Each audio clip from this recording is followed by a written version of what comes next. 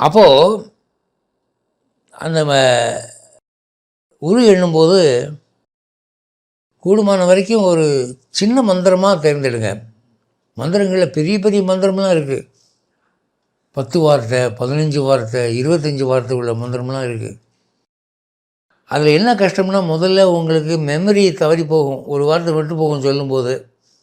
இன்னொன்று நாக்கு குளரும், இன்னும் உச்சரிப்பு தடுமாறும். கவனம் தப்பிட்டால் குற்றம் பெருசாக வரும். இப்போ ஒரு ஒரு உதாரணத்துக்கு சொல்கிறேன் பாருங்கள். ஒரு சின்ன பெரிய மந்திரத்தை, ஓம் வாயுபுத்திராய ஆஞ்சநேயாய ராமபக்தாய பகுபரிஷ்டாய பக்தவரதாய நமக. எத்தனை வார்த்தை! இதை சொல்லும்போது உங்களுக்கு அவசரத்தில் ஒரு வார்த்தை விட்டு போகும். அதனால் கூடுமான வரைக்கும் சின்னதாக ஓம் வரதராஜாய நமக, ஓம் வரதராஜாய நமக சொல்கிறதுக்கு ஈஸியாக இருக்கா?